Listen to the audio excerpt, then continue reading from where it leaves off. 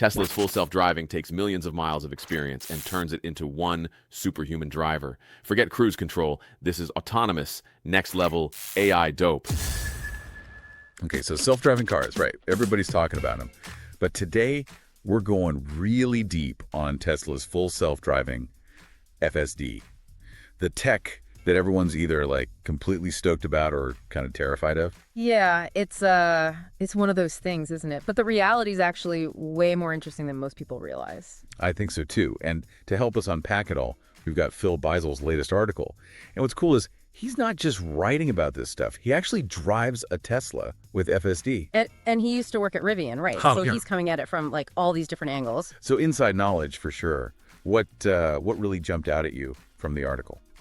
You know, honestly, the thing that blew my mind was like how he explains this crazy complex tech in a way that even I can get. Because, I mean, we're talking about a car that basically thinks for itself. Yeah, and it's not just like beeping when you get too close to the bumper. Right. There's some serious intelligence going on under the hood there. Oh, absolutely. Think about everything your brain does without you even realizing it when you're driving. Reading signs, dodging that guy who's texting, figuring out if you can make that turn before the light changes. Like, how do you even begin to explain all that to a computer? And what happens if you miss one little detail, like, computer, don't hit that squirrel? Disaster. Total disaster. And that's kind of where the old school way of programming, software 1.0, as Phil calls it, just hit a wall. You'd have to write code for every single possibility, and in the real world, that's, like, impossible.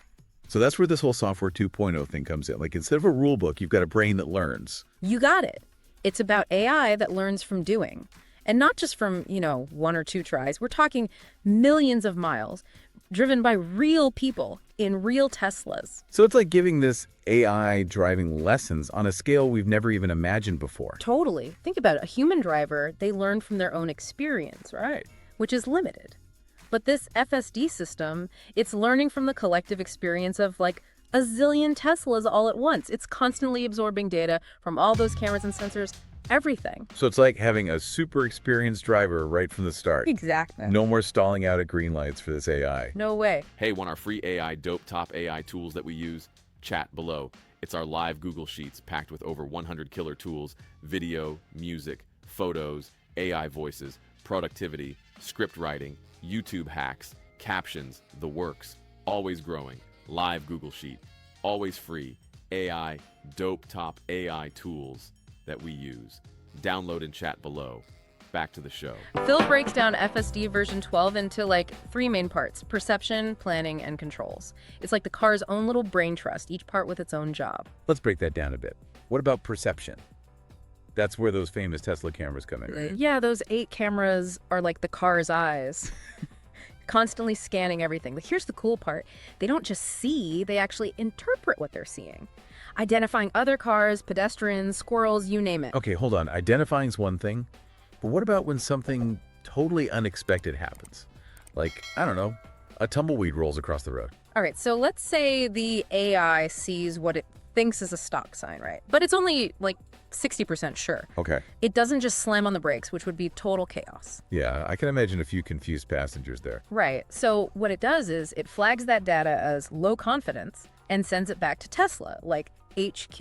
Wait, Yeah. Actual humans look at the image and go, yep, stop sign, or nope, that's a caution, falling pigeon sign. human backup for AI drivers? That is wild. It's all part of the software 2.0 thing. That human verified data gets fed back into the system and makes the AI even smarter for next time. It's like this constant learning loop. Okay, now that is revolutionary. It's like having a million driving instructors all giving feedback at once. Right. And we haven't even gotten to the part about how the AI actually plans its moves based on all this information. Ugh, you're killing me. All right, but we're going to have to park that planning discussion for part 2 of our deep dive. Okay, so last time we were in the thick of it with Tesla's perception, and man, those cameras see everything. But seeing is only half the battle, right? It's true. It's like knowing all the ingredients doesn't make you a chef. The real magic happens when FSD starts to plan, right? Like that's where it decides what to do with all that information. So how does it go from, like, seeing a stop sign to actually stopping? Imagine trying to program every single decision a human driver makes. Like, Should I change lanes now? Is that car going to cut me off? Can I reach that French fry I dropped? No, tell me I'm not the only one who's tried the French fry reach at a red light. Let's just say it's a common human driving behavior that, thankfully, SSD doesn't need to replicate. But that's the thing, right? The old way of programming, it just couldn't handle that level of, like, real-world complexity.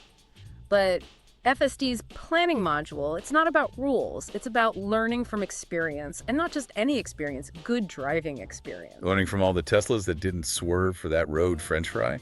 Exactly. It uses all that data from those millions of miles driven by, real people to teach the AI how to plan. It's like having, like, I don't know, 1 million driving instructors all sharing their best tips.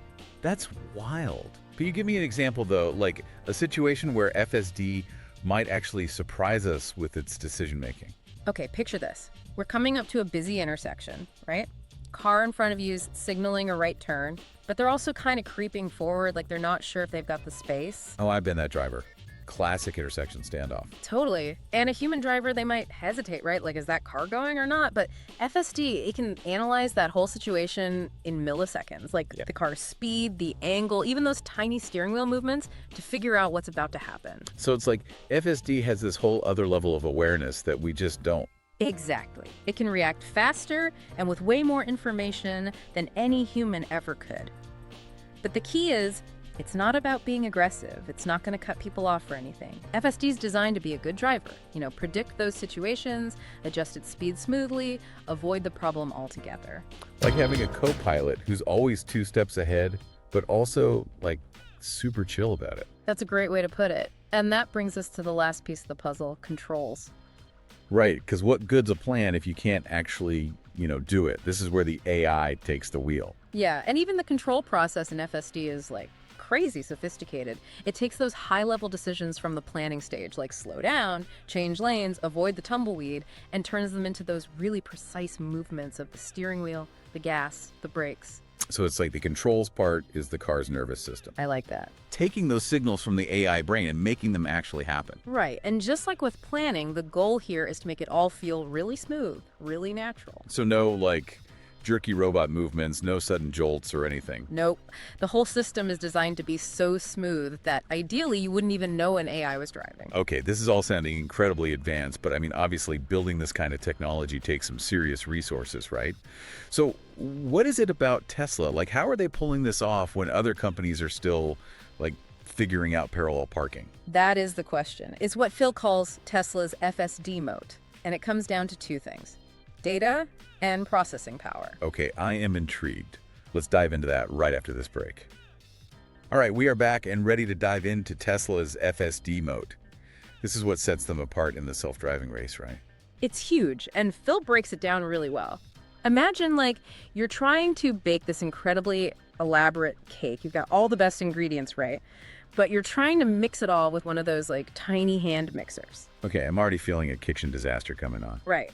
That's what it's like trying to handle all the data needed for FSD without some serious computer power. You need, like, the industrial strength stuff. And that's where Tesla's custom AI chips come in. Custom chips, like they're not messing around with off-the-shelf stuff. Nope. They designed these chips themselves, called D1 chips, specifically for, like, the crazy number crunching needed to actually understand all that driving data. It's like having a brain that's literally built to get driving. So it's not just that they have more data than anyone else, they've got the processing power to actually make sense of it all. Exactly. They've built these massive data centers, basically supercomputers, packed with thousands of these D1 chips. One of them is even called Dojo, which I kind of love. Dojo. Okay, yeah, that's a name that screams processing power. What's going on in this AI dojo? It's where all that data we talked about, all those lane changes, near misses, perfectly timed merges, it gets fed into this, like, 24/7 training montage for self-driving cars. So the more data they get, the smarter this dojo supercomputer gets. Exactly. And get this, the more powerful their computers get, the faster they can improve the whole system. It's like a snowball effect, but with, like, way more AI. It's like they're winning a race that no one else even knows they're running yet. Right. And it all leads to this question that Phil asks in the article. Ultimately, why does anyone think a human can operate a vehicle better than a machine? Okay, he's really challenging us here. Is he saying AI drivers are better than humans already? I think he's saying, let's be honest for a sec. Like, humans, we're great at a lot of things, but driving, We get distracted, we get impatient, we make bad decisions based on, like, emotions. We've all been cut off by that person who looks way too relaxed about their lane change. Exactly. AI doesn't have those weaknesses, right? Yeah. No road rage, no texting while driving, no fatigue. It's all about data, not how much coffee you had this morning. So potentially much, much safer roads for everyone. But where's all this going? What's Phil's big prediction? He thinks FSD is on track to completely change how we even think about transportation.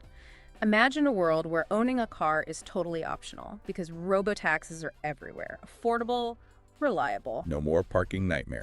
Sign me up. Right. And Phil thinks it's closer than we think.